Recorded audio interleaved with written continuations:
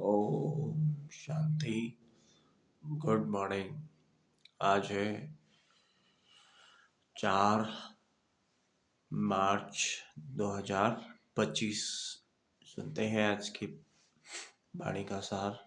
आज की वाणी का सार है, मीठे बच्चे जिन्होंने शुरू से भक्ति की है, 84 जन्म लिए हैं, वह तुम्हारे ज्ञान को बड़ी रुचि से सुनेंगे, इशारे से समझ जाएंगे।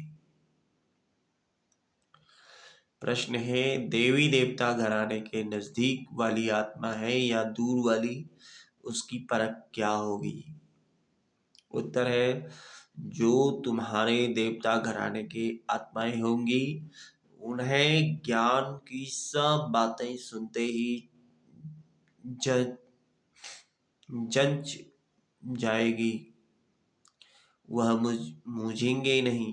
जितना बहुत भक्ति की होगी उतना जास्ती सुनने की कोशिश करेंगे। तो बच्चों को नब्ज देखकर सेवा करनी चाहिए। ओम शांति।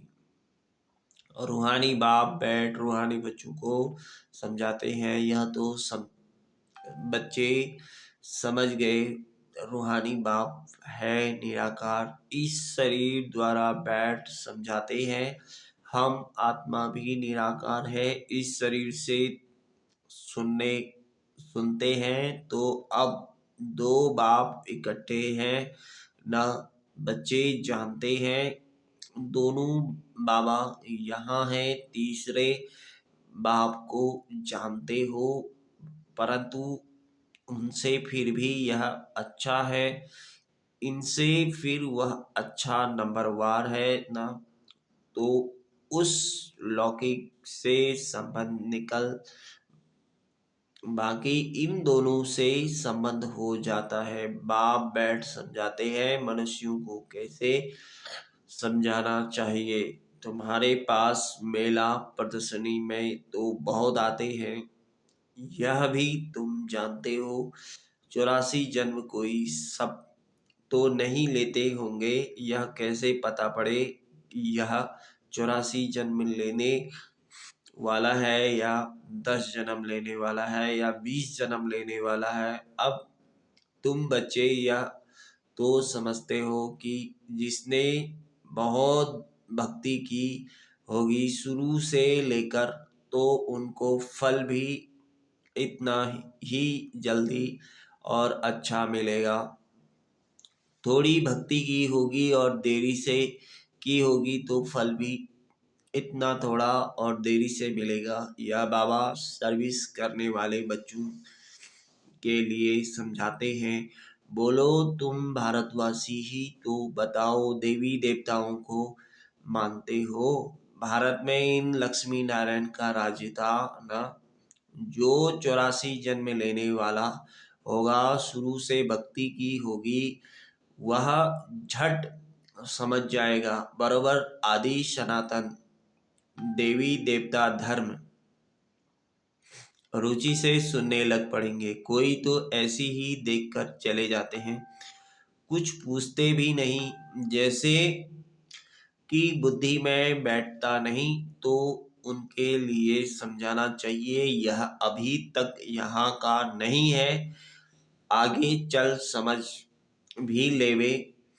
कोई का समझाने से झट कांध हिलेगा। बरोबर इस हिसाब से तो 84 जन्म ठीक है। अगर कहते हैं हम कैसे समझें कि पूरे 84 जन्म के लिए अच्छा 84 नहीं तो 82 देवता धर्म में तो आए होंगे। देखो, इतना बुद्धि में जचना जचता नहीं है तो समझो वह 84 जन्म लेने वाला नहीं है। दूर वाले कम सुनेंगे, जितना बहुत भक्ति की हुई होगी वह जास्ती सुनने की कोशिश करेंगे, झट समझ जाएंगे। कम समझता है तो समझो यह देरी से आने वाला है, भक्ति भी देरी से की होगी। बहुत भक्ति करने वाला इस इशारे से समझ जाएगा। ड्रामा रिपीट हो तो होता है ना, सारा भक्ति पर मदार है। इस बाबा ने सबसे नंबर वन भक्ति की है ना। कम भक्ति की होगी तो फल भी कम मिलेगा। यह सब समझने की बातें हैं, मोटी बुद्धि वाले धारण कर नहीं सकेंगे। यह मेले प्रदर्शनियां तो होती रहेंगी, सब भाषाओं में निकलेगी। सारी दुनिया को समझाना है ना। तुम हो सच्चे सच्चे पैगंबर और मैसेंजर। वह धर्म तो बहुत स्थापक तो कुछ भी नहीं करते, न वह गुरु है। गुरु कहते हैं, परंतु वह कोई सदगति दाता थोड़े ही है।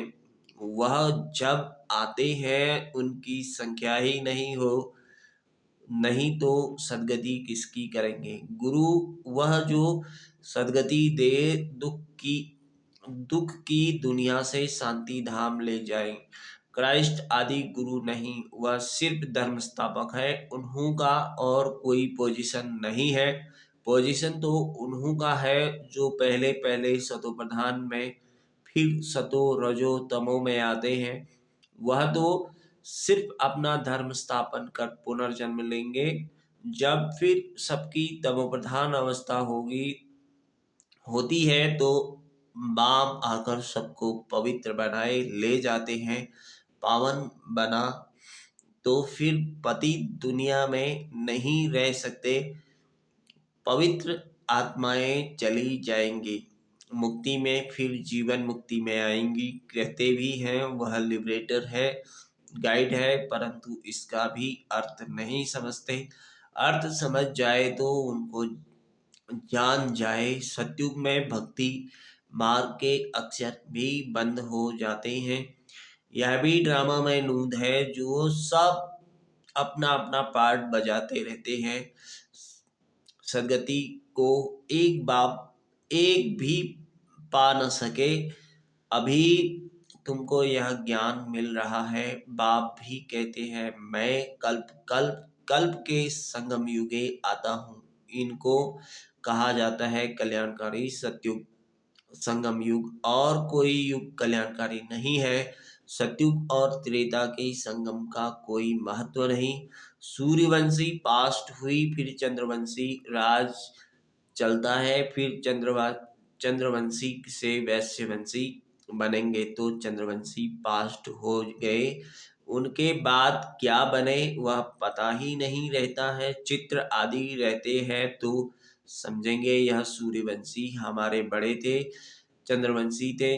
वह महाराजा, वह राजा बड़े बड़े धनवान थे। वह फिर भी नापास तो हुए ना। यह बातें कोई शास्त्रों आदि में नहीं है। अब बाप बैठ समझाते हैं। सभी कहते हैं हमको लिबरेट करो, पतित से पावन बनाओ। सुख के लिए नहीं कहेंगे, क्योंकि सुख के लिए निंदा कर दी है शास्त्रों में। सब कहेंगे मन की शांति कैसे मिले। अभी तुम बच्चे समझते हो, तुमको सुख शांति दोनों मिलते हैं। जहाँ शांति है वहाँ सुख है, जहाँ अशांति है वहाँ दुख है। सतयुग में सुख शांति है, यहाँ दुख अशांति है। यह बाप बैठ समझाते हैं तुमको। माया रावण ने कितना तुच्छ बुद्धि बनाया है, यह भी ड्रामा बना हुआ है। बाप कहते हैं मैं भी ड्रामा के बंधन में बांधा हुआ हूँ। मेरा पार्ट ही अभी है जो बजा रहा हूँ। कहते भी हैं बाबा कल्प कल्प आप ही आकर भ्रष्टाचारी पतित से श्रेष्ठाचारी पावन बनाते हो। भ्रष्टाचारी बने हो रावण द्वारा। अब बाप आकर मनुष्य से देवता बनाते हैं। यह तो गायन है, उनका अर्थ बाप ही आकर समझाते हैं। उस अकाल तख्त पर बैठने वाले भी इसका अर्थ नहीं समझते। बाबा ने तुमको समझाया है आत्मा है अकाल मूर्त है। आत्मा का यह शरीर है रथ। इस पर अकाल अर्थात जिसको काल नहीं खाता वह आत्मा विराजमान है। सतयुग में तुमको काम काल नहीं खाएगा। अकाली मृत्यु कभी नहीं होगी। वह है ही अमरलोक।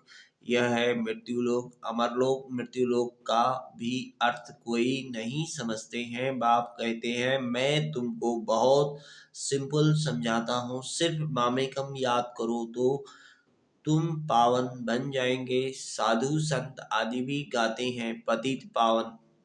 पतित पावन बाप को बुलाते हैं।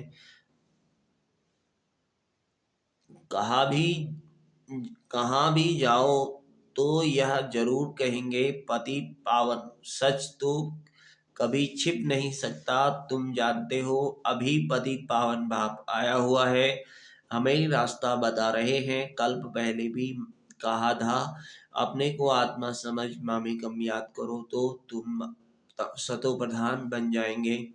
तुम सब आशिक हो मुझ मासूक के। वह आशिक मासूक तो एक जन्म के लिए होते हैं। तुम जन्म जन्मांतर के आशिक हो, याद करते आए हो। हे प्रभु, देने वाला तो एक ही बाप है ना। बच्चे सब बाप से ही मांगेंगे। आत्मा जब दुखी होती है तो बाप को याद करती है। सुख में कोई याद नहीं करते, दुख में याद करते हैं। बाबा आकर सदगति दो। जैसे गुरु के पास जाते हैं, हमको बच्चा दो। अच्छा बच्चा मिल गया तो बहुत खुशी होगी। बच्चा नहीं हुआ तो कहेंगे ईश्वर की भावी ड्रामा को, तो वह समझते ही नहीं। अगर वह ड्रामा कहे तो फिर सारा मालूम होना चाहिए। तुम ड्रामा को जानते हो और कोई नहीं जानते।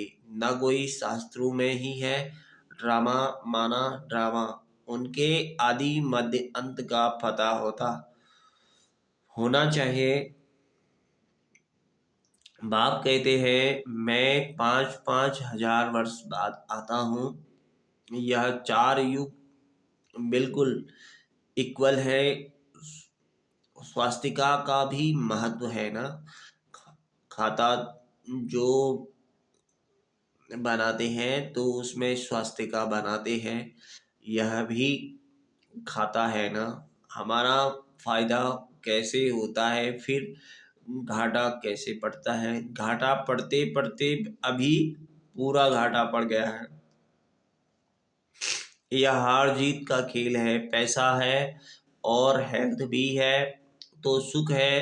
पैसा है हेल्थ नहीं तो सुख नहीं। तुमको हेल्थ वेल्थ दोनों देता हूँ तो हैप्पीनेस है ही। जब कोई शरीर छोड़ता है तो मुख से तो कहते हैं फलाना स्वर्ग पधारा, लेकिन अंदर दुखी होते रहते हैं। इसमें तो और ही खुश होना चाहिए। फिर उनकी आत्मा को नरक में क्यों बुलाते हो, कुछ भी समझ नहीं है। अभी बाप आकर यह सब बातें समझाते हैं। बीज और झाड़ का राज समझाते हैं। ऐसे झाड़ और कोई बना ना सके। यह कोई इसने नहीं बनाया है। इनका कोई गुरु नहीं था। अगर होता तो उनके और भी शिष्य होते ना। मनुष्य समझते हैं इनको कोई गुरु ने सिखाया है, या तो कहते हैं परमात्मा की शक्ति प्रवेश करती है। अरे परमात्मा की शक्ति कैसे प्रवेश करेगी, बेचारे कुछ भी नहीं जानते। बाप खुद बैठ बताते हैं मैंने कहा था मैं साधारण बूढ़े तन में आता हूँ, आकर तुमको पढ़ाता हूँ। यह भी सुनते हैं। अटेंशन तो हमारे ऊपर है। यह भी स्टूडेंट है। यह अपने को और कुछ नहीं कहते, पर प्रजापिता सो भी स्टूडेंट है। इसने विनाश भी देखा परंतु समझा कुछ भी नहीं। आहिस्ते आहिस्ते समझते गए। जैसे तुम समझते जाते हो बाप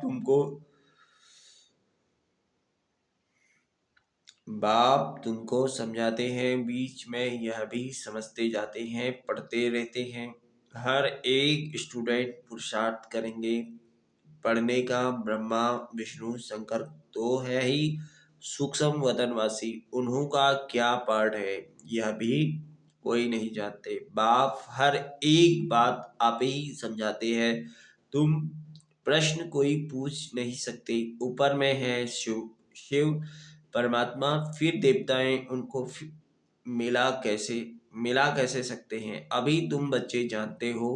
बाप इसमें आकर प्रवेश करते हैं, इसलिए कहा जाता है बाबा, बाप दादा। बाप अलग है, दादा अलग है। बाप शिव, दादा ब्रह्मा है।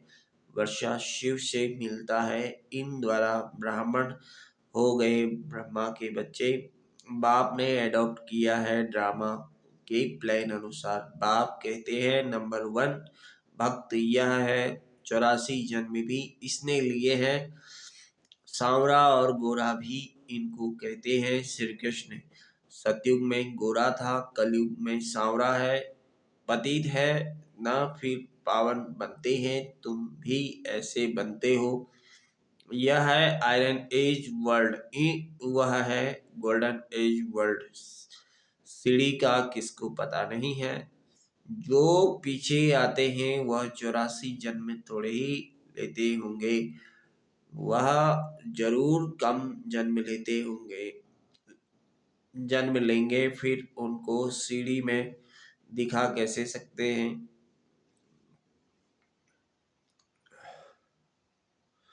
मामा ने समझाया है सबसे जास्ती जन्म कौन लेंगे, सबसे कम जन्म कौन लेंगे। यह है नॉलेज। बाप ही नॉलेजफुल पति पावन है। आदि मध्य अंत की नॉलेज सुना रहे हैं। वह सब नेति नेति करते आए हैं। अपनी आत्मा को ही नहीं जानते तो बाप को फिर कैसे जानेंगे। सिर्फ कहने मात्र कह देते हैं आत्मा क्या चीज है, कुछ भी नहीं जानते। तुम अभी जानते हो आत्मा अविनाशी है, उसमें 84 जन्मों का अविनाशी पार्ट नूंदा हुआ है। इतनी छोटी सी आत्मा में कितना पार्ट नूंदा हुआ है। जो अच्छी रीति सुनते और समझते हैं तो समझा जाता है यह नजदीक वाला है। बुद्धि में नहीं बैठता है तो देरी से आने वाला होगा। सुनाने के समय नब्ज देखी जाती है, समझाने वाले भी नंबरवार है ना। तुम्हारी यह पढ़ाई है, राजधानी स्थापन हो रही है। कोई तो ऊंच से ऊंच राजाई पद पाते हैं, कोई तो प्रजा में आकर नौकर चाकर बनते हैं। बाकी हाँ इतना है कि सतयुग में कोई दुख नहीं होता। उनको कहा जाता है सुख धाम। बहिष्ठ पास्ट हो गया है तब तो याद करते हैं ना। मनुष्य समझते हैं स्वर्ग कोई ऊपर छत पर, छत में होगा। देलवाड़ा मंदिर में तुम्हारा पूरा यादगार खड़ा है। आदि देवी और बच्चे नीचे योग में बैठे हैं, ऊपर में राजाई खड़ी है। मनुष्य तो दर्शन करेंगे, पैसा रखेंगे, समझेंगे कुछ भी नहीं। तुम बच्चों को ज्ञान का तीसरा नेत्र मिला है। तुम सबसे पहले तो बाप की बायोग्राफी को जान गए तो और क्या चाहिए। बाप को जानने से जान गए तो और क्या चाहिए। बाप को जानने से ही सब कुछ समझ में आ जाता है तो खुशी होनी चाहिए। तुम जानते हो अभी हम सतयुग में जाकर सोने के महल बनाएंगे, राज करेंगे। तो सर्विसेबल बच्चे हैं, उन्हों की बुद्धि में रहेगा यह स्पिरिचुअल नॉलेज। स्पिरिचुअल फादर देते हैं। स्पिरिचुअल फादर कहा जाता है आत्माओं के बाप को। वही सदगति दाता है, सुख शांति का वर्षा देते हैं। तुम समझा सकते हो यह सीढ़ी है भारतवासियों की जो 84 जन्म लेते हैं। तुम आते ही आधे में हो तो तुम्हारे 84 जन्म कैसे होंगे। सबसे जास्ती जन्म हम लेते हैं। यह बड़ी समझने की बातें हैं। मुख्य बात ही है पति से पावन बनने की बुद्धि योग लगाना है। पावन बनने का की प्रतिज्ञा कर, फिर अगर पति बनते हैं तो हडगुड एकदम टूट पड़ती पड़ती हैं, जैसे कि 5 मंजिल से गिरते हैं। बुद्धि की मलेच्छ की हो जाएगी, दिल अंदर खाता रहेगा। बुद्धि ही मलेच्छ की हो जाएगी, दिल अंदर खाता रहेगा, मुख से कुछ निकलेगा नहीं। इसलिए बाप कहते हैं खबरदार रहो। अच्छा, मीठे मीठे सिखलाते बच्चों प्रति माता पिता बाप दादा का याद प्यार। Good morning. रूहानी बाप की रूहानी बच्चों को नमस्ते। हम रूहानी बच्चों की रूहानी माता पिता बाप दादा को याद प्यार। Good morning. धारणा के लिए मुख्य सार है, इस ड्रामा को यथार्थ रीति समझ माया के बंधनों से मुक्त होना है। स्वयं को अकाल मूर्त आत्मा समझ बाप को याद कर पावन बनना है। दूसरा, सच्चा सच्चा पैगंबर और मैसेंजर बन सबको शांति धाम सुख धाम का रास्ता बताना है। इस कल्याणकारी संगम युग पर ही सभी आत्माओं का कल्याण करना है। वरदान है, बाप और सेवा की समृद्धि से एक रस स्थिति का अनुभव करने वाले सर्व आकर्षण मुक्त भव। जैसे सर्वेंट को सदा सेवा और मास्टर याद रहता है, ऐसी वर्ल्ड सर्वेंट से सच्चे सेवाधारी बच्चों को भी बाप और सेवा के सिवाय कुछ भी याद नहीं रहता। इससे ही एक रस स्थिति में रहने का अनुभव होता है। उन्हें एक बाप के रस के सिवाय सब रस नीरस लगते हैं। एक बाप के रस का अनुभव होने के कारण कहाँ भी आकर्षण नहीं जा सकती। यह एक रस स्थिति का तीव्र पुरुषार्थ ही सर्व आकर्षणों से मुक्त बना देता है। यही श्रेष्ठ मंजिल है। स्लोगन है, नाजुक परिस्थितियों के पेपर में पास होना है तो अपनी नेचर को शक्तिशाली बनाओ। ओम शांति। अब एक इशारे हैं, सत्यता और सभ्यता रूपी कल्चर को अपनाओ। जब भी कोई असत्य बात देखते हो सुनते हो तो असत्य वायुमंडल नहीं फैलाओ। कई कहते हैं यह पाप कर्म है ना, पाप कर्म देखा नहीं जाता, लेकिन वायुमंडल में असत्य की बातें फैलाना यह भी तो पाप है। लौकिक परिवार में भी अगर कोई ऐसी बात देखी व सुनी जाती है तो उसे फैलाया नहीं जाता। कान में सुना और दिल में छिपाया यदि कोई व्यर्थ बातों का फैलाव करता है तो यह छोटे छोटे पाप उड़ती कला के अनुभव को समाप्त कर देते हैं। इसलिए इस कर्मों की गहन गति को समझकर यथार्थ रूप में सत्यता की शक्ति धारण करो। ओम शांति। शुक्रिया बाबा, शुक्रिया।